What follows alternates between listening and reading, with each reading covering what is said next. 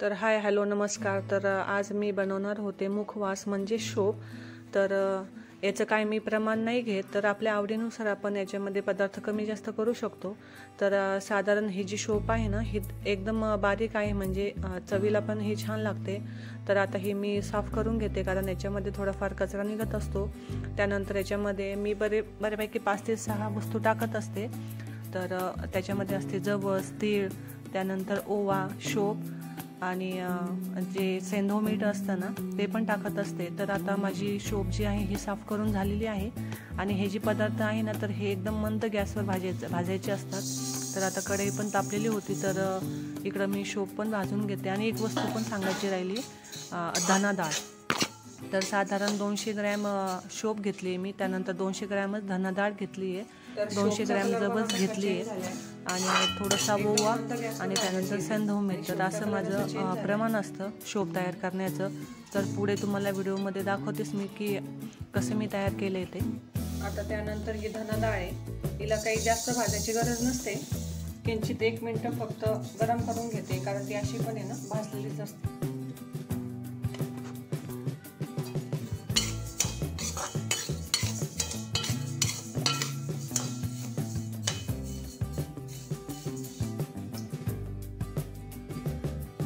तर हे जवस पण आता भाजून घेते.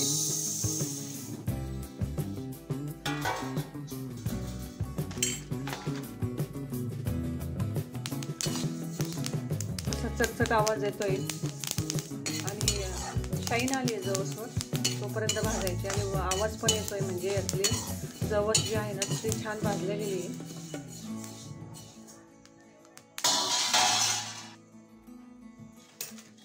जवस छान भाजले गेली, मी ते काढून घेते याच्यामध्ये.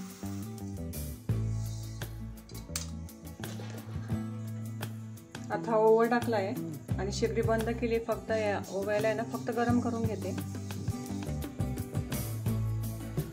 आणि आता हे जे तीळ आहे ना, तर हे मी अंदाजेच घेतले. तर साधारण 200 ग्रॅमला थोडेसे कमी असतील.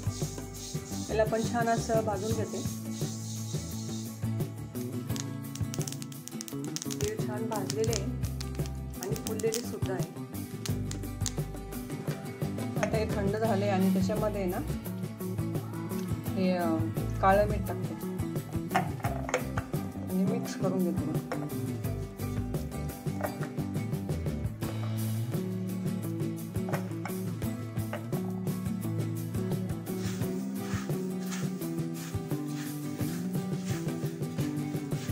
तर साधारण हा जो मुखवास आहे किंवा शोप आहे ना, तर ही 1 किलोच्या प्रमाणात तयार झाली आहे. थोडेफार 10-20 ग्रॅम कमी असेल, पण मग 1 किलो शोप तयार झाली. तर 2 ते 3 महिने आता आम्हाला चालून जाईल ही शोप. काऊ आता झोपणार आहे आणि काऊचा टेडी पण आता झोपणार आहे. आणि इकडं जे आहे ना, तर थोडंसं आभाळ आलेलं होतं. आता ऊन पडायला लागलं आहे, 9:30 झालेले आहेत तरी. आणि इकडं मुली पण आता लेक्चरला जाणार आहे. इकडं काऊचा झोका आहे, हा नवीन ठिकाणी बांधला आहे आम्ही तो. आणि आता मी स्वयंपाक करणार आहे. तर आज आहे ना मी या गवारीची शेंगा करणार आहे. तर आता गवार खूप महाग झालेली, 150 रुपये किलो आहे सध्या. सगळ्याच भाजीपाला सध्या खूप महाग आहे. आणि आता मी स्वयंपाक करणार आहे. तर ही सकाळीच मी तुला भेंडी करून दिली आहे. लाईट गेली आहे त्याच्यामुळं थोडंसं अंधार आहे. आणि थोडेसे आवळे राहिले होते, ते ना आज वाफूनच घेतले. याची आवळा कॅन्डी करायची होती, पण म्हणलं जाऊ द्या, मुली आवळा सुपारी पण खातात. त्याच्यामुळं आता त्याची आवळा सुपारी बनवून घेते, नाही ते खराब होऊन चाललेले होते. आणि आता मी गवारची भाजी आणि भाकरी बनवते.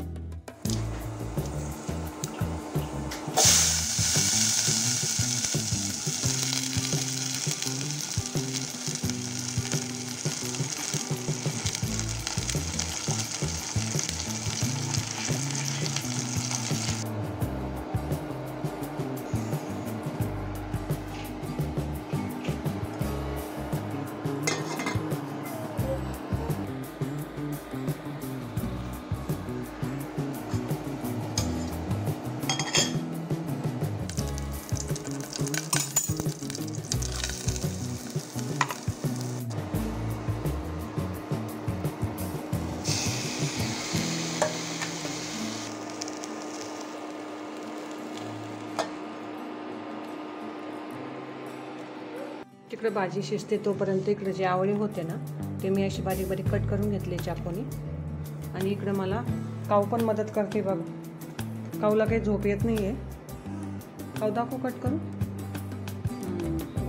ते बघा काऊ खूप मदत करते मला. पण काऊ वाळू घातलं आहे आणि हे आधीचे वाळता इकडे. तर भाजी शिजली आहे भाजी. आणि हे जे दही आहे ना तर हे मी घरी तयार केले. त्याला फोडणी देते.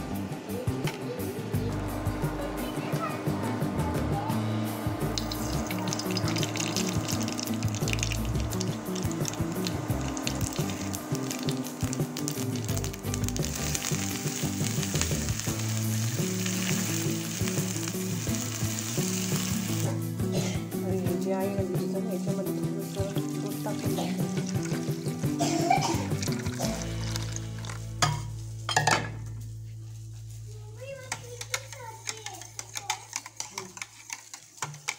उद्या दाखवते मी तुम्हाला कसं बनलंय ते.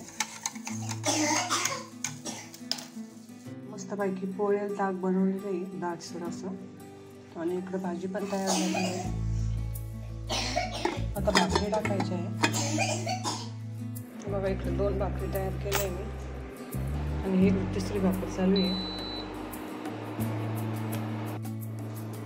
तर हे जे चकलीचं पीठ आहे ना तर हे दिवाळीला तयार केलं होतं मी.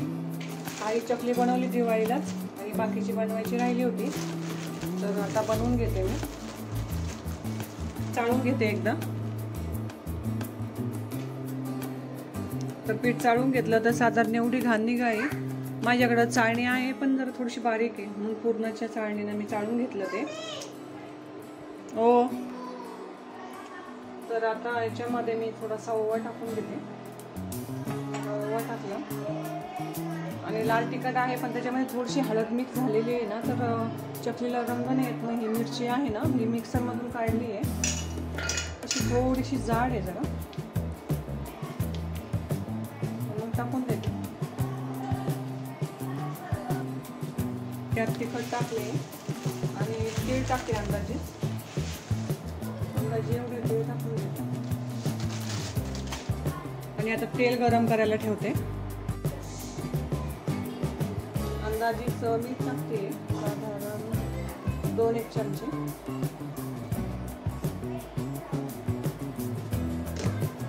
आणि ना इकडं तेल ठेवलंय गरम करायला.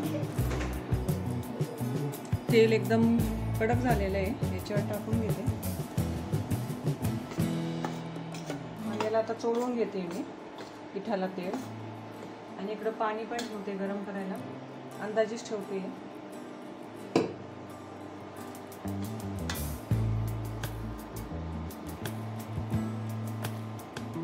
आता आहे ना 2 ते 3 मिनिटं मी पीठ चोळून घेतलंय.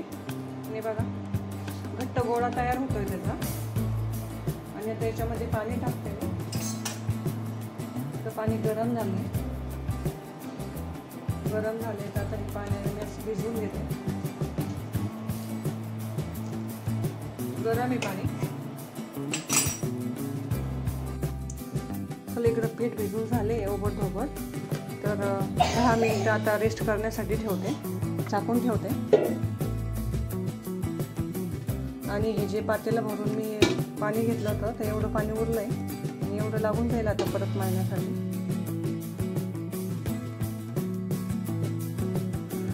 तर 10 ते 15 मिनिटे ना तर पीठ भिजवायला ठेवलं होतं. आणि त्यानंतर आहे ना जेवढं लागेल जेवढं साच्यामध्ये पीठ बसेल ना तेवढं पीठ घेतलं. आणि थोडंसं कोमट पाणी घेऊन आहे ना हाताला कोमट पाणी थोडंसं लावून पीठ चांगलं मळून घेतलं. आणि त्यानंतर ते साच्यामध्ये भरून आहे ना तर छान अशा काटेरी चकल्या तयार होत होत्या. आणि एकच नंबर, चवीला पण 1 नंबर होता त्या. मी ज्या पद्धतीनं करते त्या तर खूप छान झालेल्या होत्या.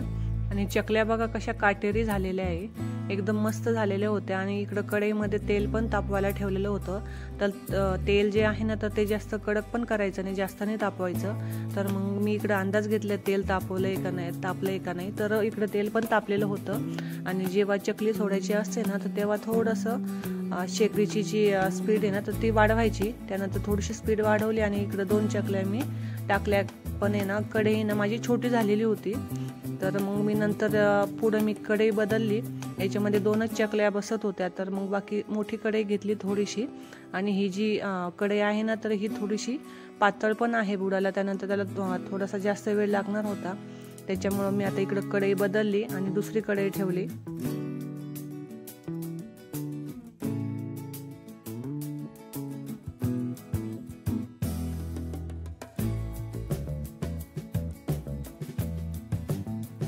तर आधीची जी कढई होती ना, त्याच्यामध्ये 2च चकल्या बसत होत्या, तर इकडं मोठी कढई ठेवली आणि इकडं 4 ते 5 चकल्या बसत होत्या, म्हणजे थोडंसं काम जरा फास्ट झालं.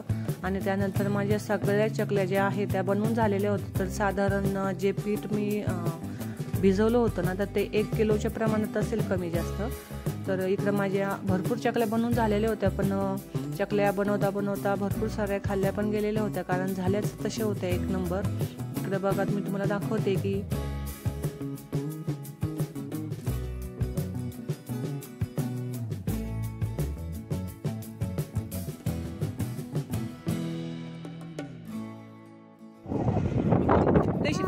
इथून सोपा आहे ना, लवकर पोहोचतो. तर छान मस्त काटेरी चकल्या बनवून झालेल्या होत्या. आणि नंतर हा जो व्हिडिओ आहे ना, तर दुसऱ्या दिवशीचा आहे, कारण आज चंपाषष्ठी होती. तर आम्ही चंपाषष्ठीनिमित्त आहे ना, तर निघालो होतो जय मल्हार टेकडीला. तर बऱ्याच दिवसापासून माझी इच्छा होती, पण काही जाणं झालं नाही. तर मग आज तो योग जुळून आलेला होता, तर आज आम्ही चाललो होतो जय मल्हार टेकडीला. तर भरपूर साऱ्या पायऱ्या होत्या आणि लाइटिंग पण 1 नंबर होती, मस्त फ्रेश वाटत होतं.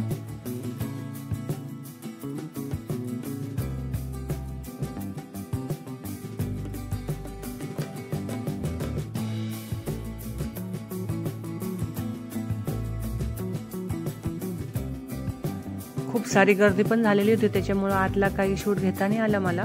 आणि त्यानंतर आता आमचं दर्शन पण झालेलं आहे, तर आम्ही निघालो होतो. इथं समोर मिठू आणि तिचे पप्पा चालले होते, तर इकडं काऊला पळत पळत जायचं होतं, कारण तिला आहे ना पप्पाचा हात पकडून चालायचं असतं. तर काऊची धडपड चालू होती, शेवटी तिनं पप्पाचा हात पकडलाच.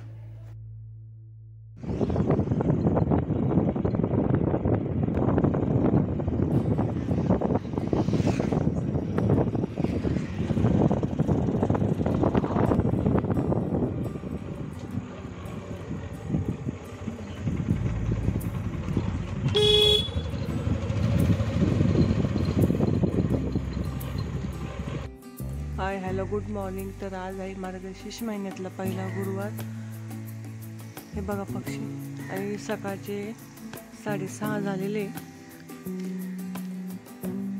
इकडं आता मी पाणी मारून धुवून घेतलेलं आहे, आता रांगोळी काढते.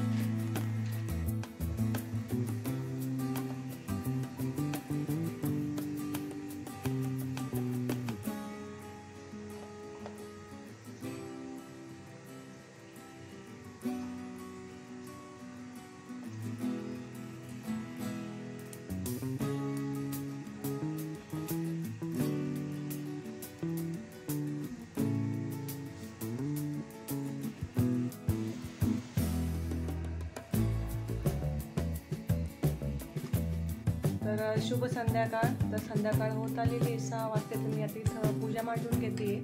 तर आज आहे मार्गशीर्ष महिन्यातला पहिला गुरुवार, तर मी इथं पूजा मांडणी करते.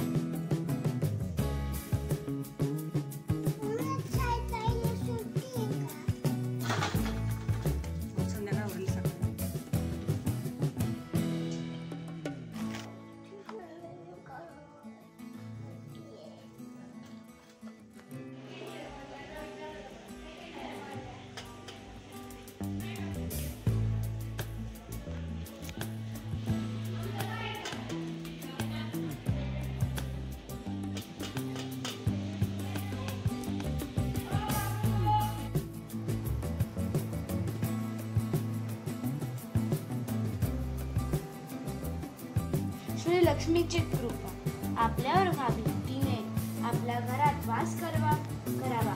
पैसे, शांती, समाधान घरात नांदावे. म्हणून श्री महालक्ष्मीचे व्रत करतात। हे व्रत केल्याने मनातल्या सर्व इच्छा पूर्ण होतात। श्री महालक्ष्मीचे अनेक नाव, अनेक रूप आहेत।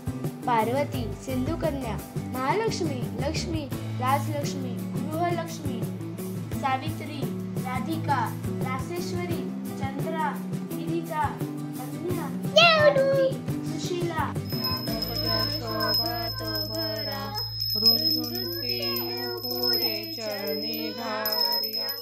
तर आमची पोथी वाचून झाली, त्यानंतर आरती पण झाली आणि यानंतर खिरीचा नैवेद्य दाखवला। तर व्हिडिओ जर आवडला तर लाईक, शेअर आणि सबस्क्राईब करायला मात्र विसरू नका। चलो बाय।